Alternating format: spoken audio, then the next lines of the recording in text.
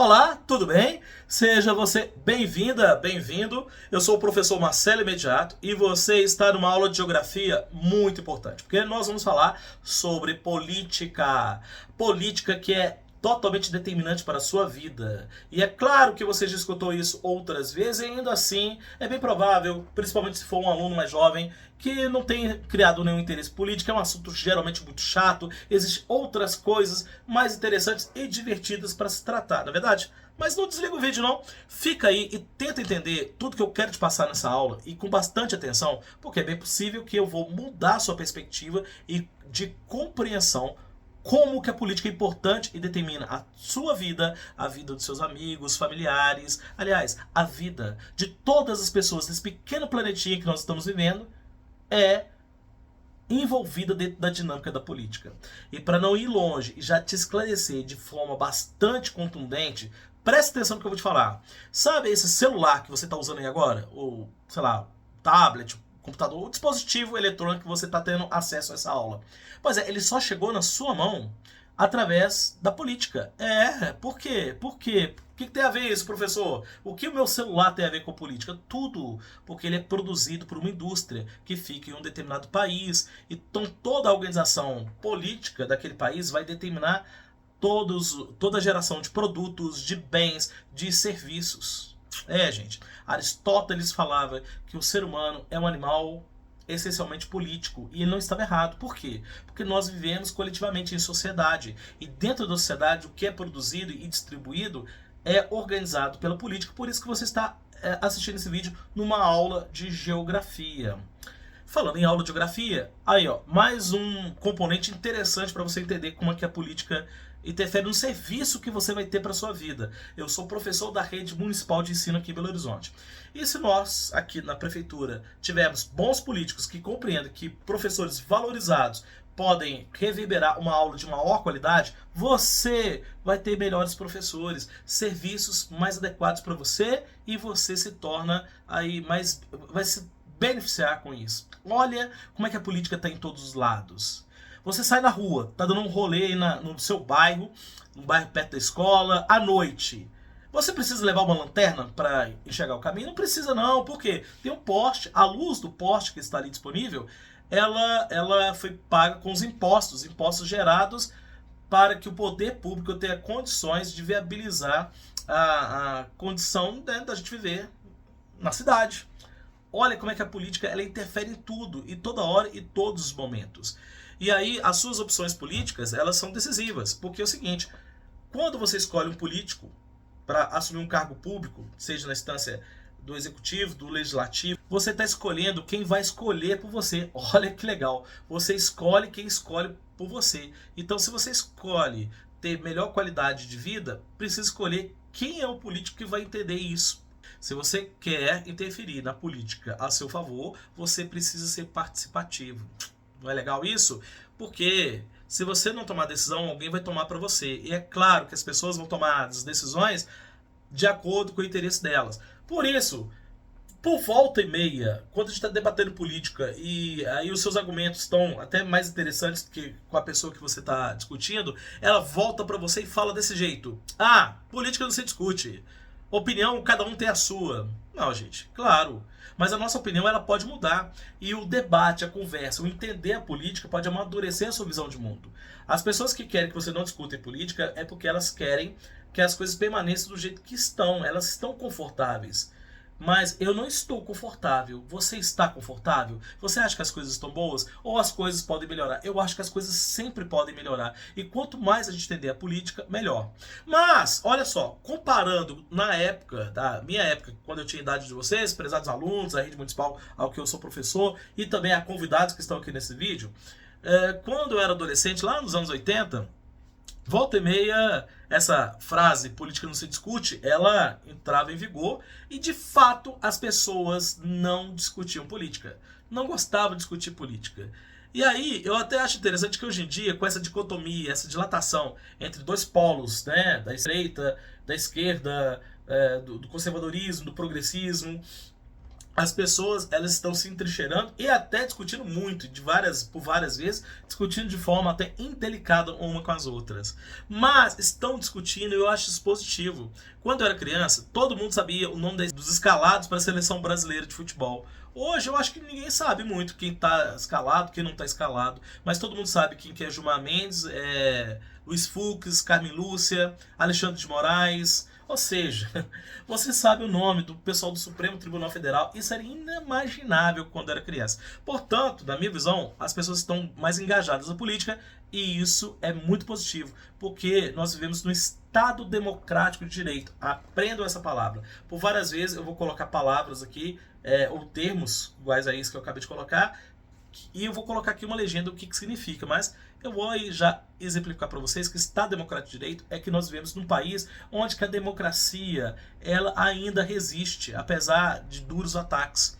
E com a democracia nós podemos, na alternância de poder, na crítica que nós podemos legitimamente fazer aos nossos representantes políticos, ter mudanças e ter melhoras. A palavra política ela foi criada na Grécia, polis quer dizer cidade e tikos, bem público, as coisas boas para o bem público. Então, política, porque as acrópolis eram a máxima instância da organização da coletividade daquela época. Não havia país, não havia Estado, por isso, política.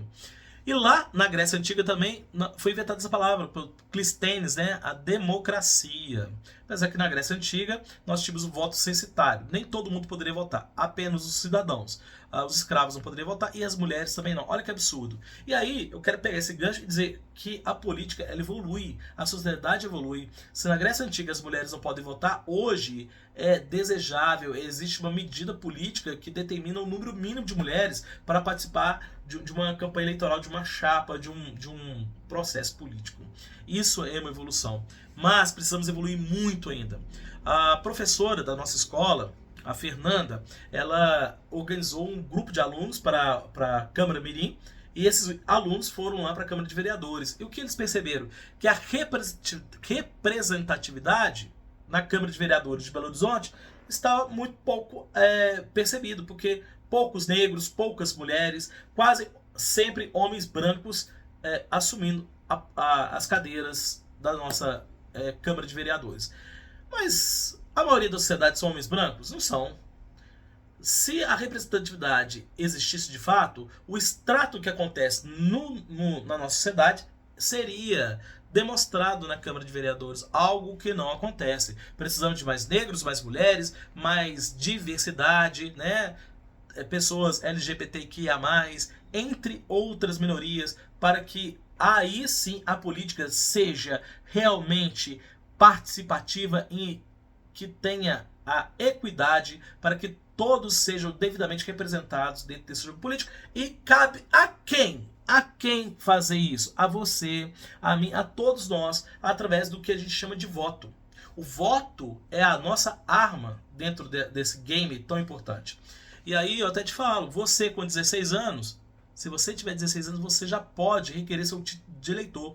Não é obrigatório, de 16 a 18 anos é facultativo. A partir dos 18 anos, não, aí sim, aí você é obrigado a votar. Eu te faço uma pergunta, você acha que o voto deveria ser obrigatório? Ou ele deveria ser feito uma campanha, claro, de esclarecimento, de conscientização, de falar como é importante, mas ele deveria ser facultativo para sempre. Não somente entre os 16 e 18 anos, mas ad eterno. O que você acha sobre isso? Eu vejo com bons olhos a possibilidade do voto ser facultativo, porque vai votar quem realmente está interessado, quem está compreendendo o que vai fazer. Na Grécia Antiga, Sócrates era contra a democracia. Ele falava que a demagogia, ou seja, essa máscara que os políticos colocam de boas pessoas, enganando a população, ele ia eleger tiranos. Ele acreditava que somente filósofos, pessoas que estavam bem apropriadas de informações, poderiam participar do processo político. Sócrates tinha essa opinião. E aí já te pergunto também, você acha que é correto o que o Sócrates pensava? Somente pessoas cultas e bem estudadas podem votar? O Sócrates tinha essa tese. Bom, mas, seguindo aqui, eu estou falando muito de política no âmbito governamental, do Estado, né, política partidária, mas política não fica só dentro das instâncias que a gente está acostumado a ver naquele horário eleitoral gratuito, né, que a gente liga a televisão e tem lá um punhado de políticos falando tanto de baboseira que a gente não acredita praticamente em nada. Não, minha gente, política é feita em todas as instâncias da sua vida. Por exemplo, eu sou síndico aqui do meu prédio. Vocês acham que eu estou praticando política aqui? Claro que eu estou, afinal de contas, eu tenho que organizar a escala de lavar a escada, pagar as contas do condomínio, eu preciso conversar com todo mundo, eu cuido do coletivo, é política. Policidade, chicos, bem público. Estou fazendo política aqui no meu prédio. Você aí na sua escola, né? Quando de repente você conversa com um professor, chama a turma e pede para ele um prazo maior para entregar um trabalho. Isso é política. A organização do Grêmio Estudantil, a política é feita em todas as instâncias, não somente no que a gente sempre compreende que é a política quando a gente está pensando em deputados, presidentes, vereadores e por aí vai. E aí, gente, eu quero aproveitar o gancho e dizer, voltando aqui para a política governamental, a política que a gente está acostumado, em dizer que ela é fracionada. Montesquieu, ele criou o que a gente chama de os 3 poderes, que é o executivo, o legislativo e o judiciário. O executivo, olha que nome, já facilita tudo. Olha, executivo é o que executa, ou seja, vai recolher os impostos, que vai virar, né, um valor expressivo, pegar a grana que a sociedade contribuiu através do seu trabalho, através dos produtos que vendem, e aí o poder público recolheu esse dinheiro e vai viabilizar o salário dos agentes públicos. No meu caso, professor, mas também do médico do hospital público, do gari que faz a limpeza da rua, ou seja, de todo mundo que trabalha para o serviço público, vai comprar as coisas que são necessárias para a prefeitura, comprar ambulância, comprar o material de estudo que vocês têm acesso. É o executivo que faz isso. O legislativo cria leis. E o judiciário, ele vai verificar se tudo está indo na ordem certa. E todos eles, aliás, todos eles não. O executivo, ele é dividido em federal, estadual e municipal, assim como o legislativo. O judiciário só existe no federal e no estadual. Não existe o judiciário municipal. Vamos entender como são cada um dessas instâncias? Entre os 3 poderes, no poder executivo federal, o chefe do governo é o presidente da república. E ele nomeia os ministros que vão ajudar ele a administrar o país. Então tem o ministro da economia, o ministro da saúde e por aí vai. Cada um ajudando o presidente a organizar o país. Então o chefe do executivo federal é o Brasil, é o presidente. O chefe do executivo estadual é o governador do estado, nosso estado, Minas Gerais. Então, no caso do Brasil, o presidente é o Lula. No caso de Minas Gerais, o governador é o Romeu Zema, que também tem os seus secretários que ajudam a organizar, a ele trabalhar. Então, toda a máquina pública está sobre a tutela do Zema a nível estadual. E no nível municipal, que é o nosso caso, olha só, a nossa escola se chama Escola Municipal Secretário Humberto Almeida, Escola Municipal. E no peito de vocês está escrito Prefeitura de Belo Horizonte. Olha só, Municipal, Prefeitura. Pegaram aí a dica, né? Então, toda vez que a gente fala de poder municipal, nós estamos falando do prefeito. No caso da nossa cidade hoje, é o Álvaro Damião, nosso prefeito. Infelizmente, perdemos aí o nosso prefeito há algum tempo. Ele faleceu, que é o Fuad. Mas, e o prefeito, ele organiza, né? Ele também tem os seus secretários. Toda a máquina pública está sobre a tutela dele, sobre a regência dele. Ok, minha gente, então é isso. Os 3 poderes. O executivo, né? Então vamos lá para o legislativo. Legislativo federal. Nós vamos ter 2 câmaras, bicameral. São 513 deputados federais e 81 senadores. E eles criam leis e fiscalizam o trabalho do executivo. No Legislativo Estadual, os deputados estaduais da Assembleia Legislativa de Minas Gerais fiscalizam o trabalho do Zema e de toda a sua máquina política. E o Legislativo Municipal é a Câmara de Vereadores. É assim que funcionam, criam leis, fiscalizam, veem como é que as coisas estão indo. É a função do Legislativo. E tem o Judiciário que disciplina tudo isso aí, é o poder das leis. Temos o STF, que é o Supremo Tribunal Federal, e as instâncias também estaduais. Os 3 poderes que devem ser harmoniosos entre eles, eles têm que garantir, fazer a antítese do trabalho do outro para que o Estado seja organizado e tudo flua bem. É assim que é organizada a política nesse âmbito. Ok, meus amigos, eu quero que parafrasear, né, o grande gênio, um filósofo muito legal, que chama Mário Sérgio Cortella. Ele fala de forma diferente, eu vou até brincar que eu vou imitar o Mário Sérgio Cortella, que ele fala desse jeito. Eu sou Mário Sérgio Cortella, eu falo desse jeito. E o Mário Sérgio Cortella, ele tem uma frase muito importante. Ele fala o seguinte: os ausentes nunca têm razão. Por que o Mário Sérgio Cortella fala que os ausentes nunca têm razão? Porque se você não tomar a decisão, alguém vai tomar para você. E a decisão que esse alguém vai tomar, será que vai ser de acordo com o seu interesse? É claro que não vai ser de acordo com o interesse dele. Então é importante que você entenda como você pode fazer política aí na sua escola, no seu bairro, na comunidade. E aí, dentro do jogo político, entender como é que funciona toda essa dinâmica para que você direcione, para que você melhore o seu voto, para que você influencie as pessoas de forma mais inteligente. Preste atenção na frase muito legal. Pense antes de falar. Leia antes de pensar.